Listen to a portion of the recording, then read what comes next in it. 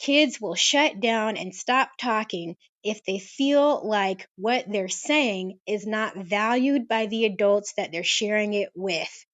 And that's why they stop talking. It's almost like a protective mechanism for their ego. Their self esteem is already so fragile. And so they can't afford to tell you all of their thoughts and feelings if they feel like it's just going to get shut down. And I'll have kids come in, their parents will think that they're in absolute turmoil. These kids come in and tell me they're just fine. And they're it's just they don't feel comfortable sharing anymore. So they're over here living their best lives, but their parents think something's wrong because they never talk. But the kids are saying, "Look, I would talk, I just don't feel like it's going to be validated or understood." Hi, FFPs. We just wanted to issue a trigger warning for today's episode and suggest that you maybe listen when your kids aren't around, and also to just be aware of some of the topics that we're going to cover in case they feel sensitive for you personally. This episode does deal with the topic of self-harm, so we do talk about things like cutting. And Erica Whitfield, who's our guest, does an amazing job of helping us understand the difference between self-harm and actual suicidal ideation. So we do talk about suicide as well. And she does give a case example where the patient that she's talking about experienced sexual abuse. So if any of those topics feel hard or heavy for you or would trigger you in some way, we ask that you think about that before continuing to listen. I will also say that the first half of the episode before the break is heavier than the second half, so that's a good thing to know as well. It is a fantastic episode, really filled with useful information, tools, and tips on what can feel like a very hard subject. So we do hope that you'll be able to listen, but wanted to warn you just in case. Welcome to Raising Adults, the groundbreaking parenting podcast that starts with the end in mind. We're your co-hosts, Deana Thayer and Kira Dorian. We created future-focused parenting to take families from surviving to thriving. So join us as we help you stop raising kids and start raising adults.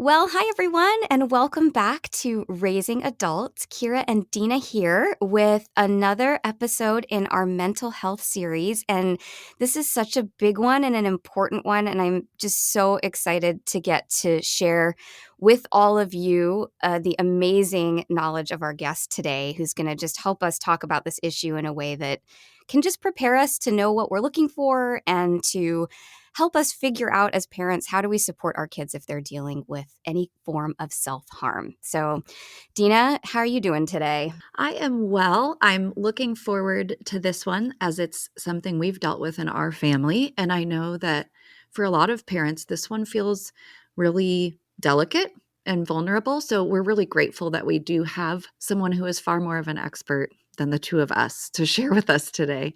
Absolutely. Do you want to introduce her? She's so fabulous. I'm so excited. Yes, I'd love to. So today we have Erica Whitfield with us. And Erica Whitfield is a licensed mental health counselor who has a master's in counseling psychology and over a decade of experience working with children and adolescents. She is the founder of Positive Development, LLC, a counseling practice for youth that's located in Jacksonville, Florida.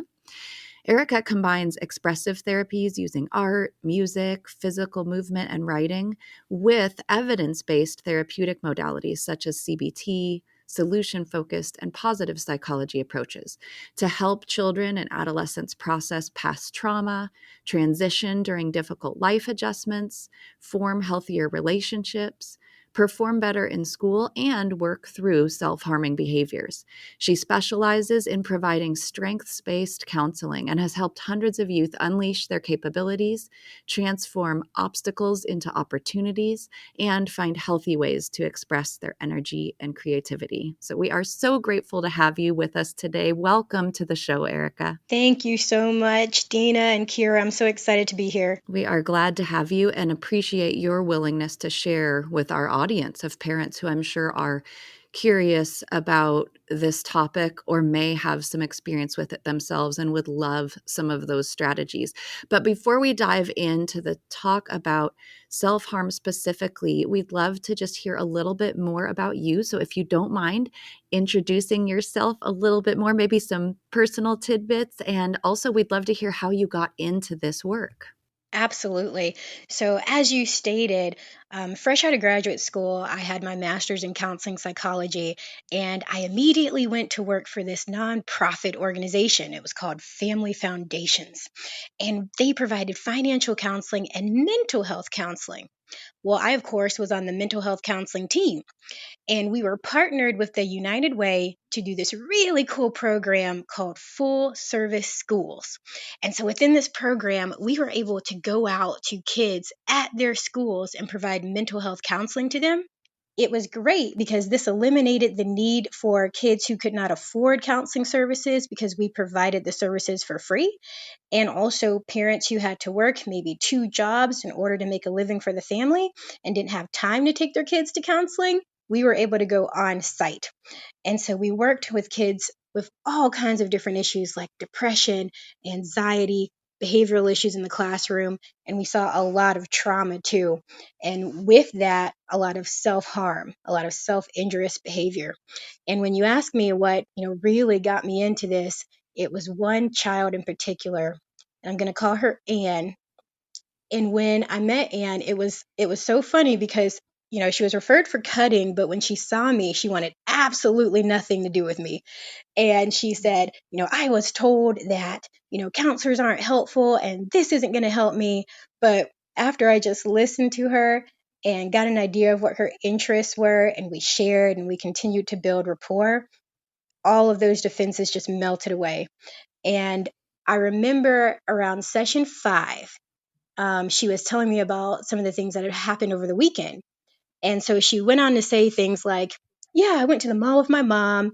Then I went to see a movie with my sister. Then I told my mom that I had been sexually abused. And then we went to a festival the next day. And I said, whoa, Anne, wait a minute, go back. And she kind of just breezed over. But when we went back to it, she said, yeah, you know, I've been in counseling for a while and I finally felt comfortable to tell my mom this thing that had happened to me. And she went on to say how she had been abused for years and how the trauma was so significant for her and it was so hard to kind of get it out of her mind that she felt that's what led to the cutting. And then she went on to say, I think about taking my life every single day. Now, I'm new at this point. And so all I'm hearing is, okay, we've got a kiddo in here who was referred for cutting. There's been significant trauma, and she's telling me that she thinks about this every single day. But something just said, listen. And as I listened, I realized that she was not wanting to actually die with this self injurious behavior. She was actually wanting to feel. And we can go into that a little bit more about what I mean by that. But so what we did, we got with her mom. Fortunately, her mom had already contacted the authorities. We let children's services know, but we continued with the counseling process. And as we continued, she was able to start to talk more about what happened and she was able to start healing. And we actually saw that self injurious behavior decline. And she had a very successful school year. And so, especially being a new counselor, I think that there's this tendency of wanting to immediately hospitalize and make sure that we, check the kid in to be evaluated. And it should be done in certain cases. But I think that we can't eliminate um, the idea, the concept of just being present with these kids and just listening to what's happening. Because from my experiences, what I found is that many of them aren't actually wanting to take their lives with this self injury. They're trying to achieve a different need. Yeah. And so that's what really got me involved in this. Wow. That's really powerful stuff, Erica. I'm really blown away. That's really cool.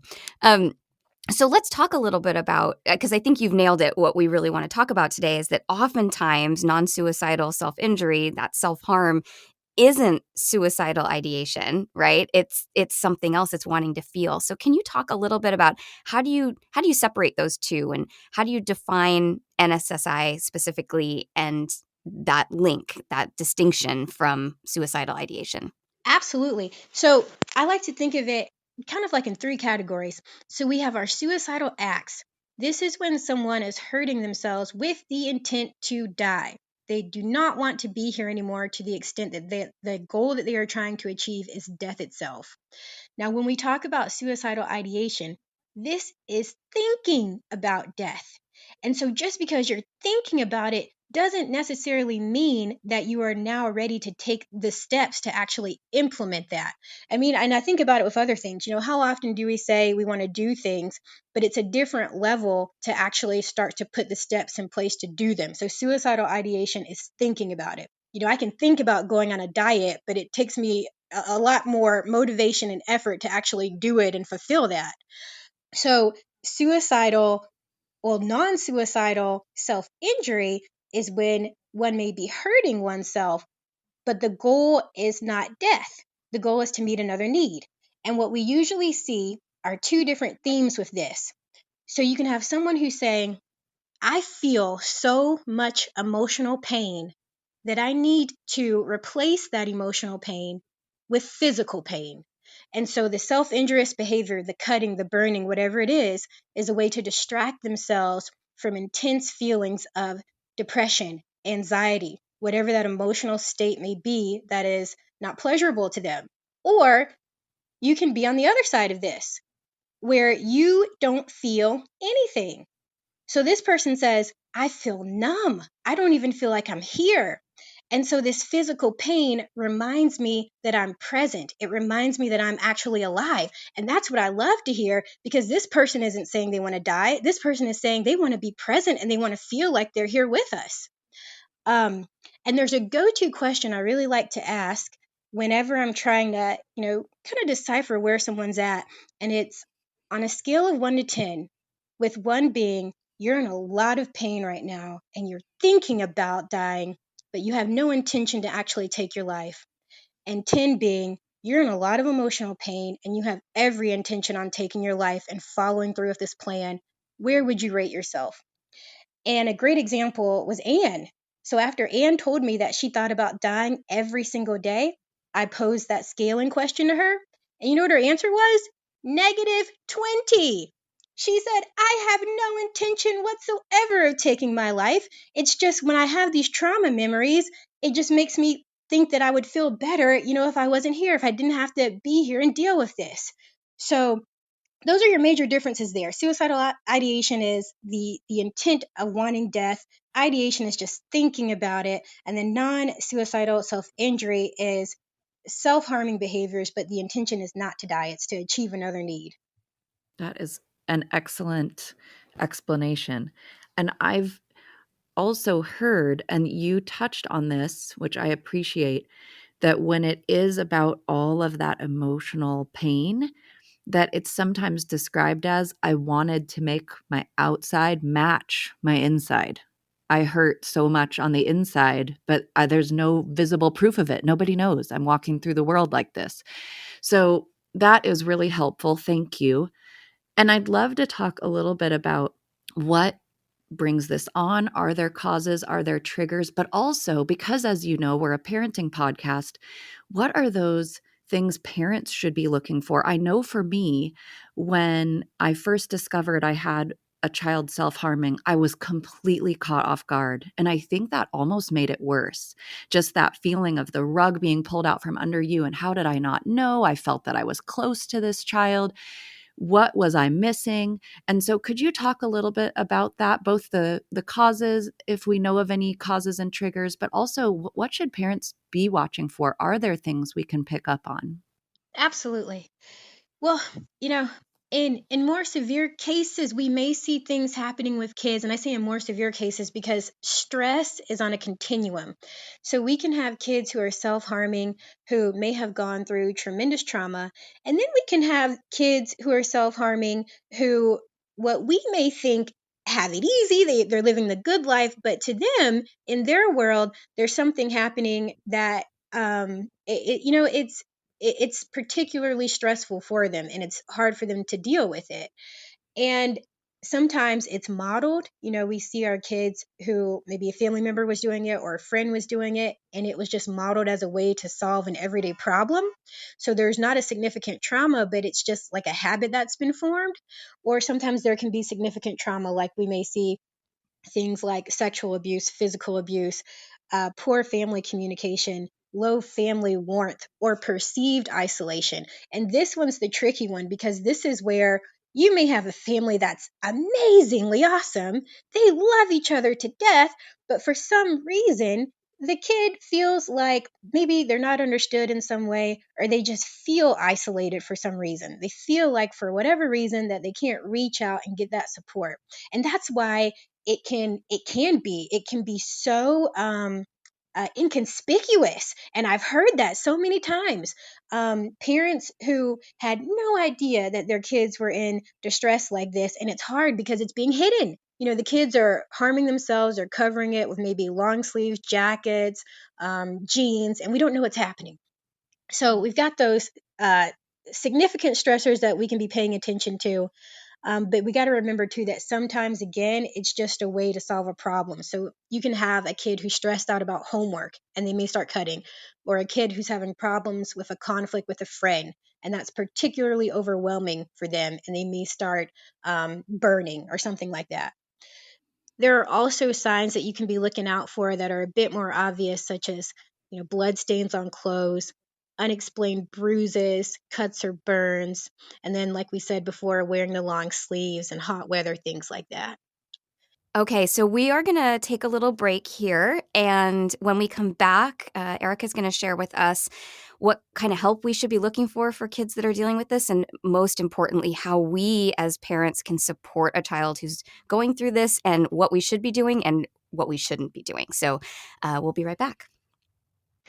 Well, we are really excited to talk to you about something brand new that we're offering at Future Focused Parenting, and that is the ability to become a member. And really, we want to welcome you into the Future Focused Parenting family, and we now have a way for you to do that. So we're offering membership, and this is so exciting because it allows you a way to really connect more and enables you to get some awesome free resources.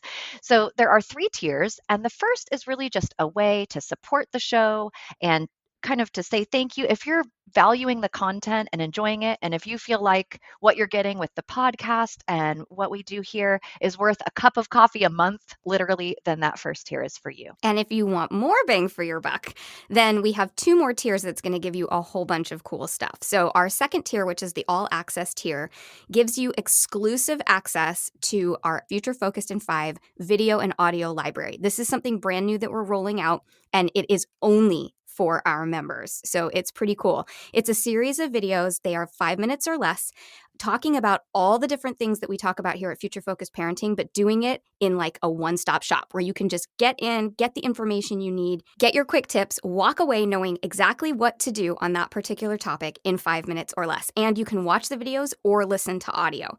Plus, you also get 50% off of all of our online stuff. So our courses, our workbooks, our printables, everything, 50% off if you become an all-access member. But if you want even more, you can become a VIP member.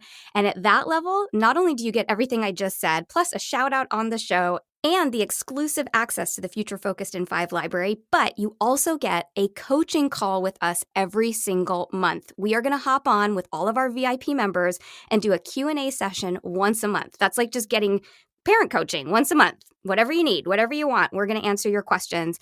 And that's included at that VIP level. Plus, at the VIP level, you get all of our online resources for free. You don't have to pay for any of our courses. You don't have to pay for the printables. It's all yours just for being a VIP member. So if you're interested in becoming a member of the FFP family, even if you just want to show support for the show, we would be so incredibly grateful to you. You can visit patreon.com/FFP.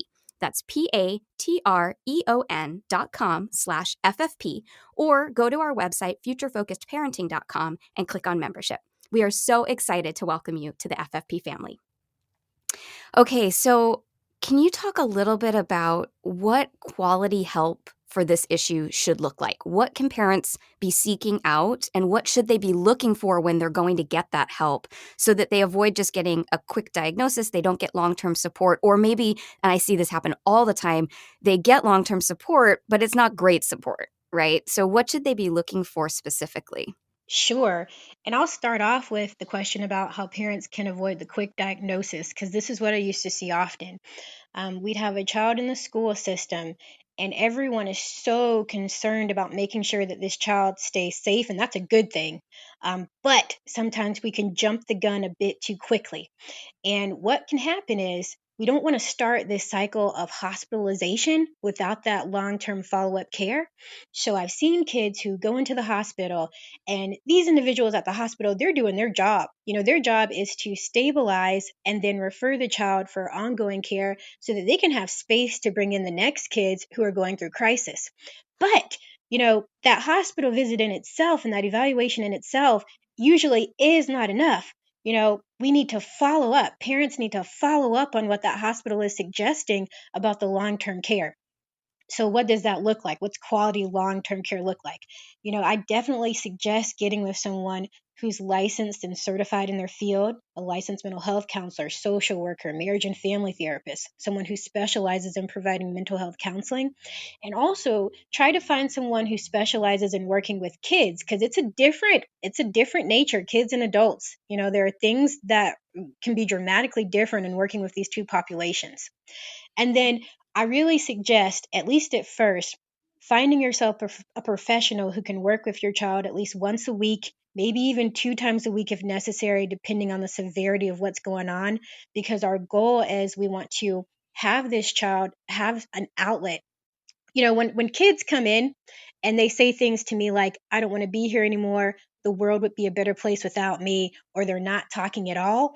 Once they get into the counseling room, I am totally fine by that. I'm not spooked by that, because I know that this is finally going to be a place where they can come and have that unconditional positive regard. I'm not going to judge them for that cutting.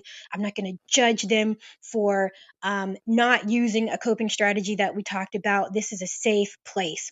And usually, when they know that they're in that safe place, we will see these behaviors start to dramatically decline. We just need to have some consistency in there. Um, and then active communication.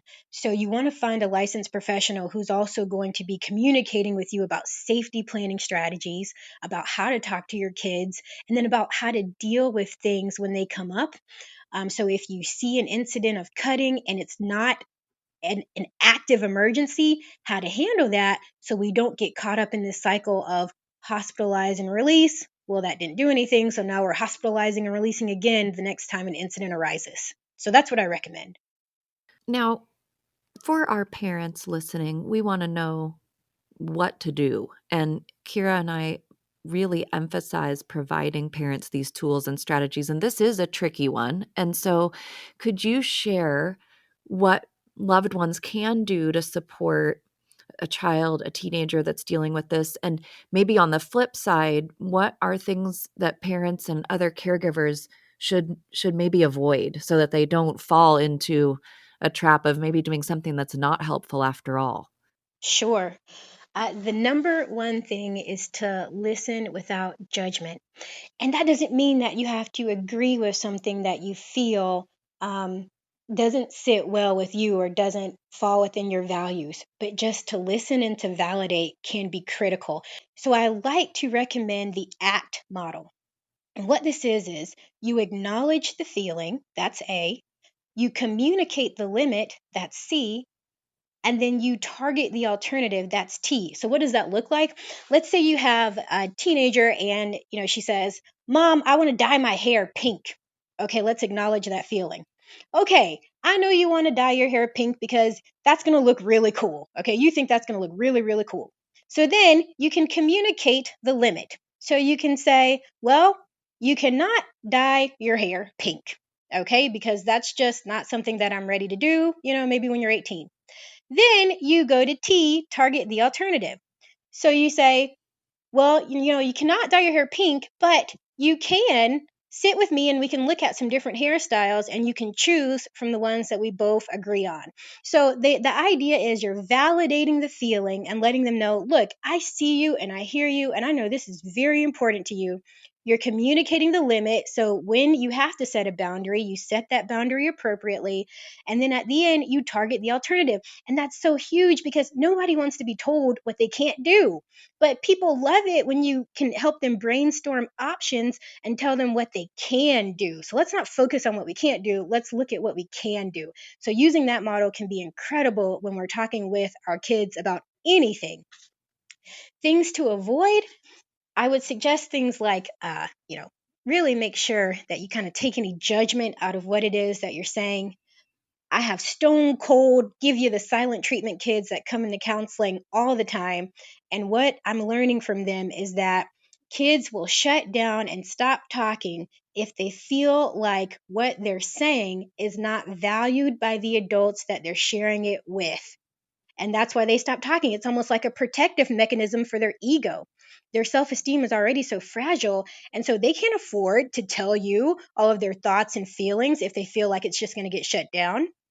And I'll have kids come in, their parents will think that they're in absolute turmoil. These kids come in and tell me they're just fine. And they're it's just they don't feel comfortable sharing anymore. So they're over here living their best lives, but their parents think something's wrong because they never talk. But the kids are saying, "Look, I would talk, I just don't feel like it's going to be validated or understood." And then the last thing I'll say about that is to just pay attention to the need versus the behavior. So when we see, like, I say cutting because it's one of the most common forms of self harm. That's why I'm using it so much. But when we see things like cutting, pay attention to the need of why that's happening. I always like to ask people, why did the Titanic sink? Anybody want to humor me on this one? Why the Titanic sank? It hit an iceberg? Yeah. No. Well, the thing too is the captain actually saw the tip of this iceberg, and the captain was successfully, well, he thought successfully, maneuvering the ship to miss the iceberg. But little did he know. So he's like moving this wheel. He thinks he's in the clear, but little does he know there is a giant, massive chunk of ice underneath the water that he couldn't even see. The Titanic sank not because of what was on the surface, it sank because of what was underneath. So we have to stop focusing so much on surface behaviors and really look at, like, okay, what's causing this? What need is not being met here that's leading to the self-injury? And Wow. so those are the things I would recommend. You are blowing my mind, Yeah, Erica. I And know. so This is it's amazing. incredible, but also can I just tell you how you have fed my word nerd spirit by giving an acronym? I know. I I couldn't believe she had an acronym for Oh, you, Deana. yes, I love acronyms. I love and plus how practical these things are. Like I'm hearing from you actual takeaways that a parent could go, "Oh, you know what? I can grab onto that. That's something I can do even when I feel maybe so helpless because my child's in pain or I feel helpless because I don't know how to manage this." And these are just game-changing techniques that you're sharing. So thank you so much. I can't say enough about it. Well, and I hope our listeners are hearing, because Erica, this is a part of a series. You're the last episode in this 4-part mental health series that we're doing, and the theme amongst every expert that we've spoken to, and it matches what Deana and I say all the time, is the listening piece. Every single person on all the different mental health topics that we've discussed has talked about how important it is to listen, to validate, to listen, Yes. to just be present in it and not shut it down. And I really hope that our listeners are hearing that theme. That is, I think, if you take anything from this series, Yes. it's that. Incredible. I love the Titanic analogy. Oh so my good. goodness. That is so profound. And so I have a mental health background too. And I work a lot with habits like nail biting and hair pulling and those kinds of things. And you said exactly what I say all the time. It's just trying to meet a need. It's just doing it in this kind of ineffective way, right? It's effective, but then it has all these negative side effects. And really what we want to do is figure out, how do we meet that need in a positive way? But it's just the kid brain trying to figure out, how do I meet this need? And it's a kid brain. So kid brains aren't always the most logical, the most functional, So I love that you've said that, because it's, in my humble opinion, spot on. So I'm curious, can you share a little bit about how listeners can find you if they have more questions, if maybe they're interested in working with you? Do you have social media? Like, just tell our listeners all the things, because I have a feeling people are going to want to connect with you. Absolutely. So you can definitely go to my website. It's www.positivedevelopmentllc.com. We are on Facebook under Positive Development, and you can also look me up on Psychology Today if you just search my name, Erica Whitfield, Jacksonville, Florida. Amazing. Wow. Thank you so much, Erica. This has been phenomenal. What a way to finish out our series. It's just Really, awesome. Thank you so much for having me. it's like an exclamation point at the end of the series, I feel like, at Right? the end of the sentence. Wonderful, Yeah. wonderful. Thanks so much for being willing to share with our audience, Erica, and for providing your expertise and experience to give us some of these great tools about such an important topic. Thank you. Well, that was incredible. She's amazing, and like what a gift to her community. I kind of wish I lived in Jacksonville. She's great.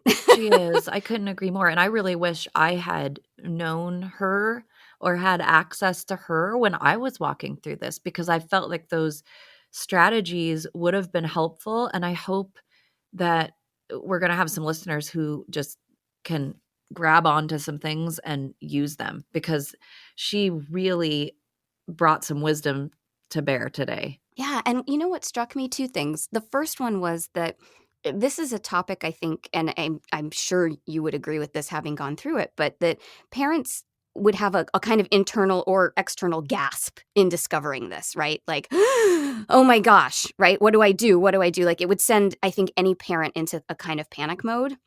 And I loved that anybody who listened to today's episode, if they end up walking down this path, are going to have her words in their mind, which is sometimes it's just trying to meet a need. And that, obviously we want to redirect into a different behavior, but that it might not have to be something that you internally or externally gasp about. That there's a little bit of permission there to be like, even in loving families, this happens. This isn't a reflection on me as a parent. This isn't, right? This isn't the end of the world. This could just be that my child is trying to meet a need and I need to help them figure out how to meet it differently. And that permission, I think, as a parent is really important. And then, of course, what I said before about the listening piece, that it reiterates how important it is as parents that we are listening and validating, that is what's going to make our kids feel safe to communicate with us. Mm-hmm. It just, yeah. Well, and I just appreciate this discussion about paying attention to the need and getting our eyes off and our focus and attention off the behavior, because the behaviors and some of the behaviors even in this series that we've been talking about could be alarming to parents. But to be willing to lean in to do the work to look at what's underneath that, like her Titanic analogy, that was awesome. I think I just think that's a very important piece. And that essentially what she did, the gift she gave, I think, was normalizing this a little bit. If you come across this, and we talk about this all the time, normalizing, but if you come across this, remember, they might just be working something out, trying to meet a need. And how can you listen without judgment then and lean into that? So I think that's important. And I think it's an angle that isn't always talked about with self-harm. Yeah, I totally agree. Well, FFPs, we hope that you found not just this episode helpful, but our whole mental health series. Be sure, if you enjoyed it, to tell your friends, share the episodes. These are important topics that need to be out there. Parents need to be thinking about them. And even if you're not in the thick of one of these topics, it's important that we have that information so that if we find ourselves in the thick of it, we know what to do. So don't forget, if you like the show, be sure to hit subscribe. Follow us on Facebook and Instagram at Future Focused Parenting. And for more information, you can always go to our website, futurefocusedparenting.com. That's Future Focused with an ED. Raising Adults is produced by Kira Dorian and Deana Thayer and recorded partially in my laundry room and partially in Deana's office. Music by Seattle band Hannah Lee. Thanks for listening.